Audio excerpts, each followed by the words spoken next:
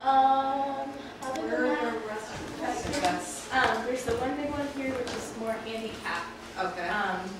We're pushing on here, still in the set of Merry Wives of Windsor. I'm going on stage in about, I don't know, probably about 45 minutes now. Try to squeeze another one in. Act 1, Scene 3 of King Henry VI, Part 2. Enter 3 or 4 petitioners, Peter the armourer's man being one.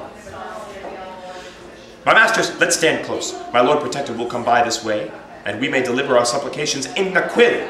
Mary, the Lord protect him, for he's a good man, Jesu bless him. Enter Suffolk and Queen. Here it comes, methinks, and the Queen with him. I'll be the first, sure. Come back, fool, this is the Duke of Suffolk, and not my Lord Protector. How now, fellow, wouldst anything with me? I pray my Lord pardon me, I took ye for my Lord Protector. For my Lord Protector, are your supplications to his lordship? Let me see them. What is thine?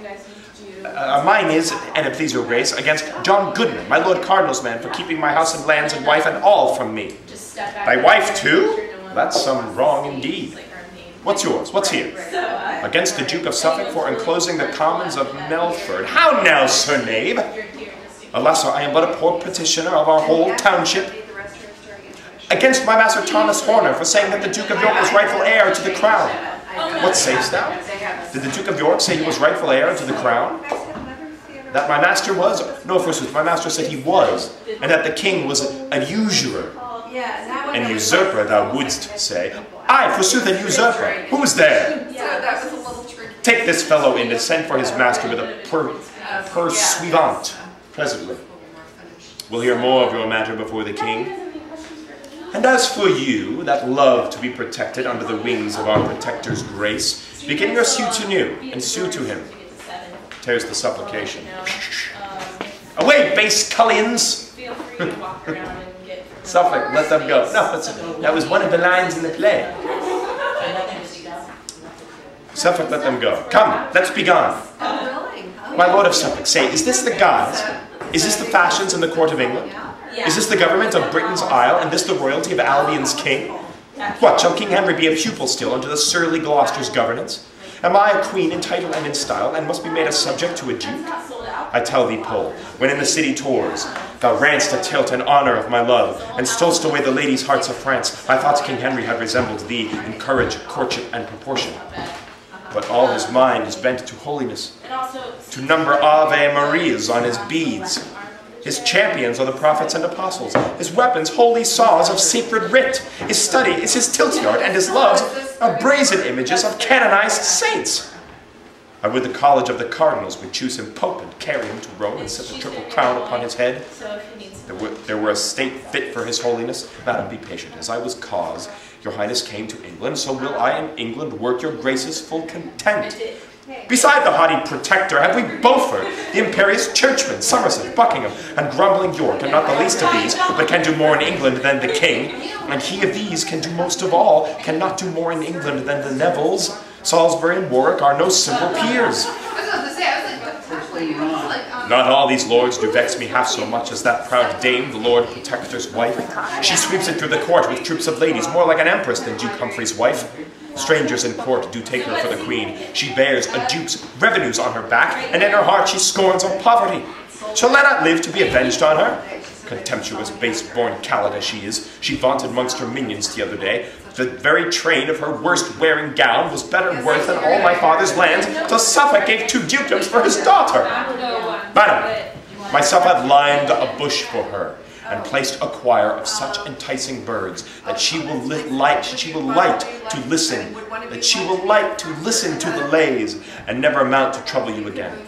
So let her rest, and madam, list to me, for I am bold to counsel you in this. Although we fancy not the cardinal, yet must we join with him and with the lords till we have brought Duke Humphrey in disgrace.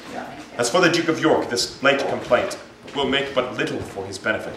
So one by one we'll weed them all at last, and you yourself shall steer the happy realm. Sound a senate, and to the king, Gloucester, Cardinal, Beaufort, Buckingham, York, Salisbury, Warwick, and Eleanor. For my part, noble lords, I care not which, or Somerset or York, all's one with me. If York have ill demeaned himself in France, then let him be denied the regentship. If Somerset be unworthy of the place, let York be regent, I will yield to him. Whether your grace be worthy, yea or no, dispute not that, York is the worthier.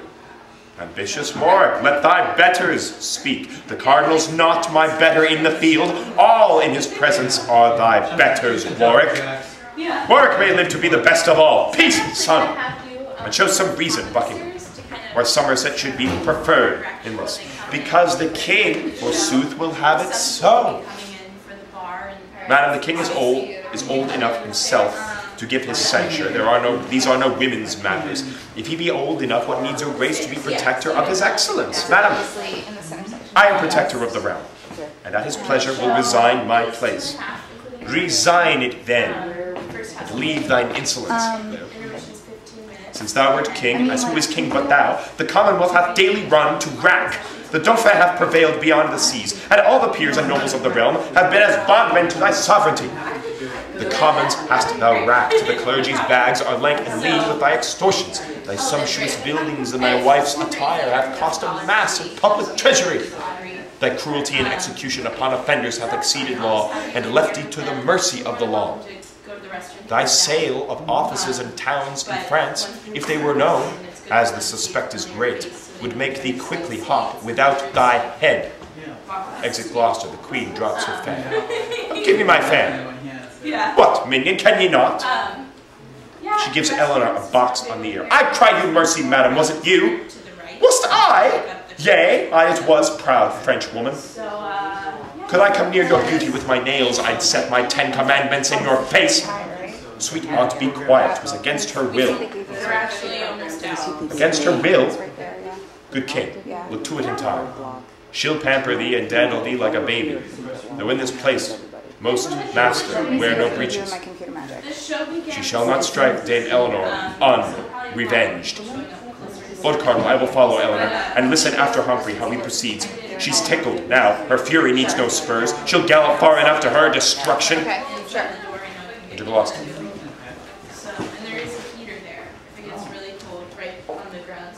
Nay, lords, my collar being overblown, walking once about the quadrangle, I come to talk of Commonwealth affairs.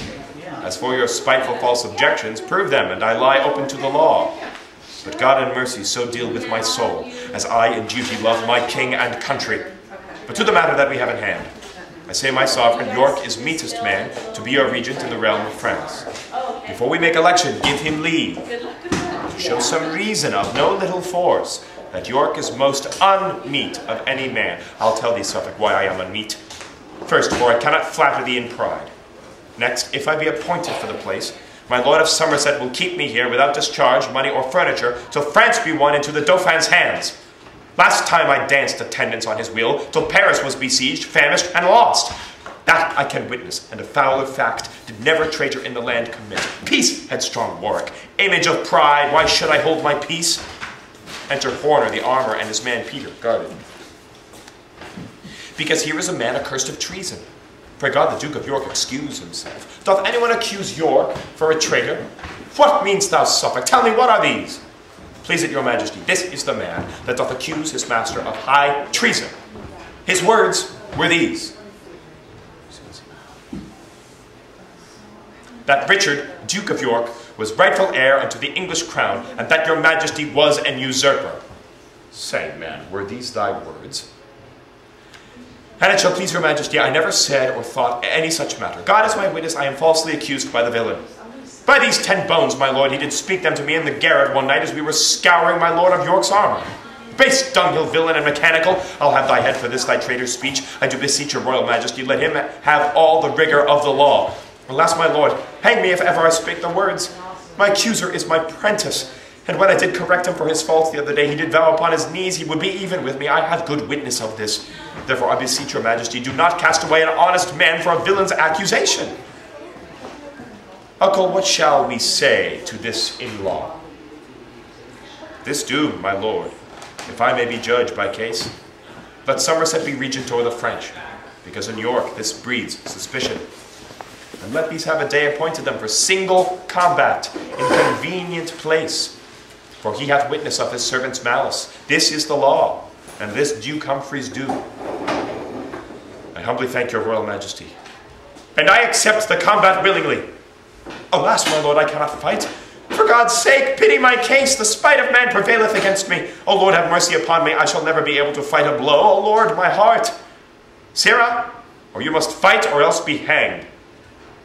Away with him to prison, and the day of combat shall be the last of next month. Come Somerset, we'll see thee sent away.